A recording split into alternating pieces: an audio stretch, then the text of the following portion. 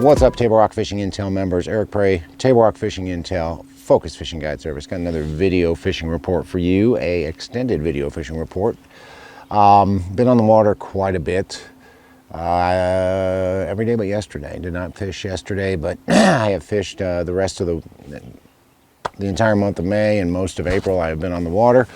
As far as our lake level is concerned, we're at 914.67, I believe, which how the core is in the middle of changing from winter pool to summer pool, that puts us 1.6 feet down. Water temperature it's warmed up a bunch since the last report. I've been seeing 68, 69 today, saw about the same over the weekend. I'm sure if we went up into the rivers where you've got some stain, you'll probably see some low 70s, especially towards the end of the day with a south wind like we've got right now. Bite has been a little bit different, not completely different. I'm still catching them on most of the same baits I've been throwing, but the bite has definitely been different. I can tell you that today was one of the toughest days I've had here at Kimberlake City at Mill Creek, and I think part of the reason it was tough is that we are starting to see a resurgence of the moss. The moss is kind of coming back with this warmer weather. I think it'll probably burn off a lot quicker if it stays this warm. But we definitely had moss, so it made it very difficult for us to fish anything on the bottom. Of course, you guys know best way to stay on top of everything that's happening fishing-wise on Table Rock Lake. Be members of Table Rock Fishing Intel. Use your membership, and please encourage your friends, unless you don't want to catch fish, but encourage your friends and family to join Table Rock Fishing Intel as well. And hey, feel free to post reports on there. If you guys have fishing reports or tournament reports, you can certainly do that from the My Account page if you guys feel so inclined to share some information on there. As far as the lower end of the lake, fished the lower end twice last week. It's still tough. I mean, I'm not gonna slice it any other way. I'm not gonna pull any punches or anything. The moss down there never really went away. And now that the water's warming back up, it's certainly growing strong. It should hopefully burn off, like I said earlier. Usually by mid to the end of May, we start to see that moss go away, but it is mossy as heck down there, so it really limits what baits you can throw. Baits, I've been catching them down there on, of course, is a little Kitech 2.8 on a ball head. Doing a lot of active target, forward-facing sonar stuff where I'm searching for the schools of fish, really searching for the schools of shad more than I am the fish. Because if I can find a school of threadfin shad, I'm pretty sure I can find fish around them and pretty sure I can catch them on that little swim bait. So that's kind of, there's really no rhyme or reason. I've caught them anywhere from a couple of feet deep all the way out to over 50 or 60 foot. It's just they're relating to the shad, they're following the shad, feeding on the shad, because most of them are post-spawned at this point. Another bite that's working down there, especially if you go up Long Creek, you can't catch them on a jig up there. Jewel Pro Spider jig, of course, what I've been throwing, matching it up with a speed craw, Okeechobee Blue, Bass Whacker have been my two better colors. And a lot of those fish are coming around wood cover. It's really, it seems like I can, each day is a little bit different, but I have been able to dial in on some things over the last week or so. On the swim bait, I definitely have to have it around shad, and specifically threadfin shad. On a jig or a shaky head up the creek, I've got to have it around wood, whether it's a stump or a laydown or even standing timber. Those fish have been hanging around wood. A lot of them are hanging around brush piles. And then the other bite that's working down there that's starting to take off all over the lake, of course, is a topwater. Catching them best on a surge shad, a spook. Been catching a few on a popar, but really it seems like they want the bait moving constantly. So the spook, the vixen, the surge shad, those sort of baits. Most of the topwater fish I'm catching are either in the spawning pockets, kind of towards the gut of the spawning pocket, or they're on the points leading in and out of the spawning pocket. Really seems to be, or if there's a splitter point, like a secondary point back in the spawning pocket, I've been catching a lot of fish off of that.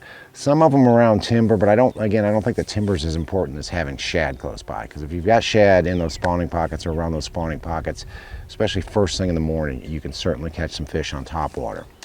Come up in the mid-lake where I am today. Like I said, today was the toughest day I've had since probably the beginning of April, since we had a real nasty cold front at the beginning of April.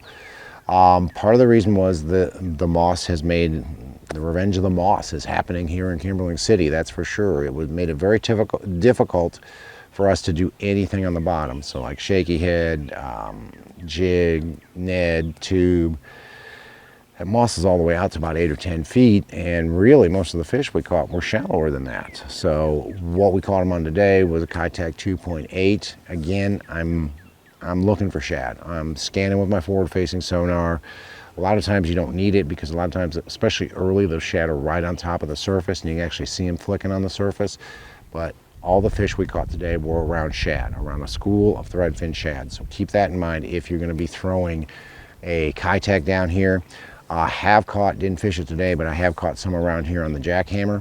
The jackhammer around boat docks, pitching it into slips, hitting the corners of boat docks with a jackhammer, 3/8 ounce white chartreuse with a 3.3 Kitech on the back of it, little chartreuse on the tail. Been catching a few on that, and of course topwater. Yeah, the topwater bite was a little bit off today. We had 3 or 4 blow-ups on topwater, but never connected with any fish. I don't know, something was off this morning. There was no wind.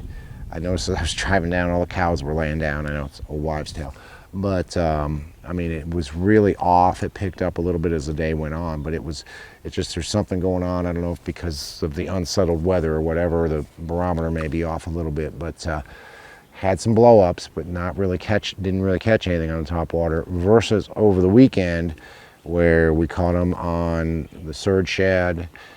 I really throw that a lot this time of year because that bite's going to go away, but I caught them on a surge shad, caught them on a vixen, caught them on a spook.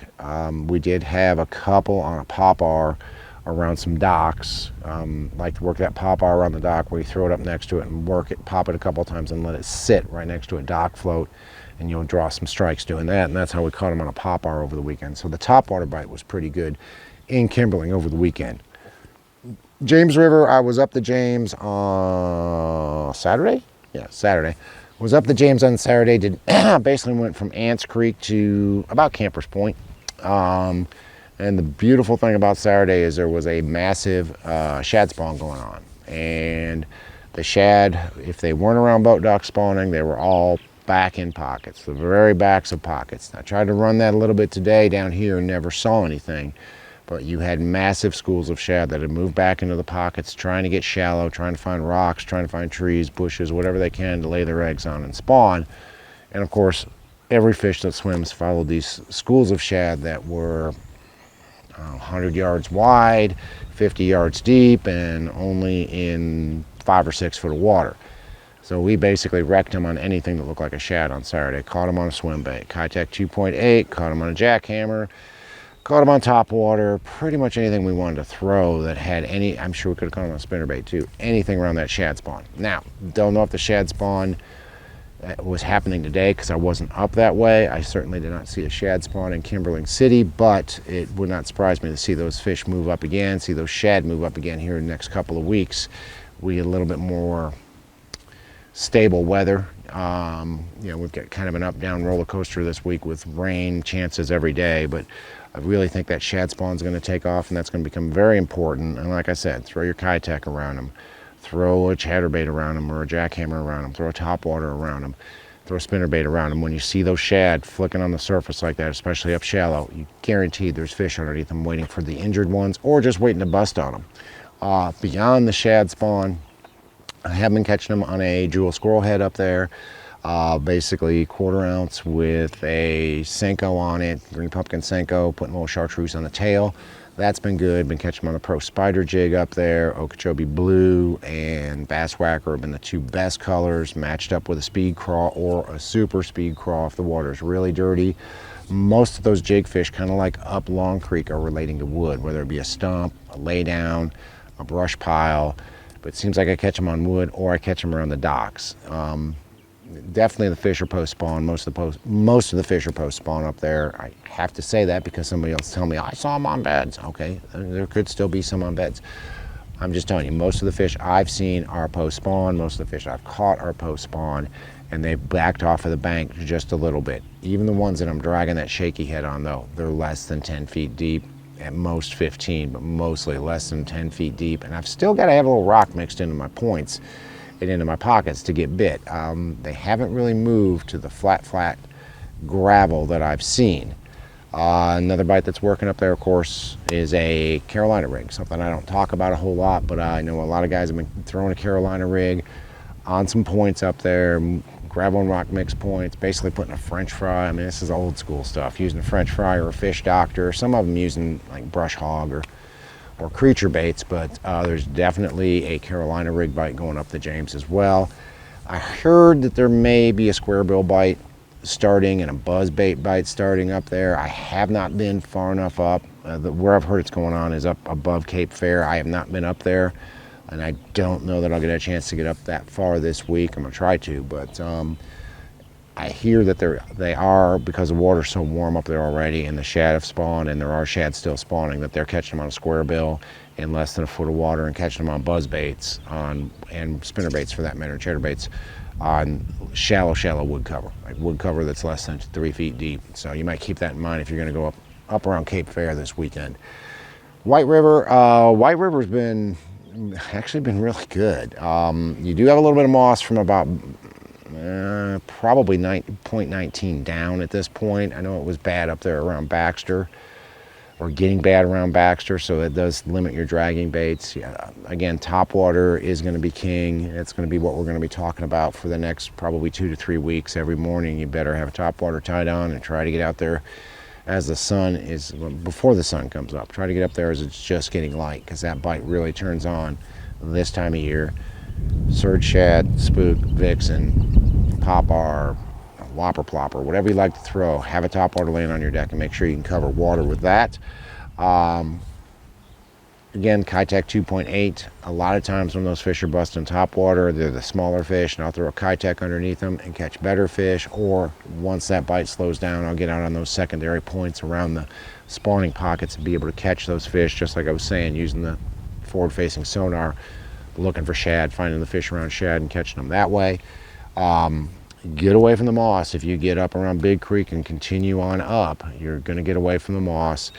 And once you get away from that moss, the squirrel head with the Senko on it, Jewel Pro spider jig, a tube, the old Bass Pro puke tube, and of course the Ned rig. All those bites are working, mostly on gravel and rock mix points, leaving spawning pockets, or right on the deeper guts of the spawning pockets towards the back. And of course around any piece of wood that you find in the water right now. The fish are really kind of stacking up and hanging out around brush piles, stumps, and laydowns. So do that. And then chatterbait, spinnerbait, maybe a square bill. Haven't thrown it, but maybe even a square bill around some of these laydowns, around some of this heavier wood cover that's up there shallow, especially if you get a windy day.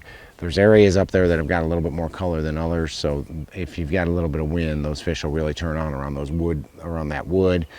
One bite that I haven't seen happen yet, but is probably going to start within the next week, and I didn't mention it in the other sections, but if you guys watch the whole video, a little bonus for you, is this time of year I like to throw a big, like a 3.5 bluegill painted square bill. It's getting real close to revenge time for the bass. You know, they've come off the nest, they've fought off bluegill all this time. Now the bluegill, it's their turn to go to the nest. So a lot of times I throw that bigger bluegill square bill and just burn it in the backs of creeks, on some rock, anywhere that you start to see bluegill beds. Start throwing that thing around, and you'd be surprised how many quality fish you can catch doing that. So keep that in mind. I haven't seen it happening yet, but it wouldn't surprise me to see it happen by the end of the week with how warm the water is and how warm the air is going to be. And it will definitely probably start next week, so keep that in mind. But guys, the fishing has been really good, despite the fishing pressure. So many tournaments and so little time. But the bite has been actually pretty good. Like I said, it was tough today. Everything we caught was suspended. I was on a Kitech. I couldn't fish the bottom. I had a lot of blow-ups, but I was really counting on a little bit more topwater action this morning. But the bite's good, getting better. Best way to know what's going on, you guys know, use your Table Rock Fishing Intel Pro membership and get those daily reports, weekly reports, all that information that will make you a better angler on Table Rock Lake. But if you're looking for a guide, give me a call. It's Focus Fishing Guide Service. You can reach me at 417-860-4743. Hit my website, focusfishing.com. You can either book online or shoot me an email. Either way, I get back to you as soon as I can. Thanks for watching the videos. Thanks for being a pro member of Table Rock Fishing Intel. Can't wait to hear from you. We'll see you on the water.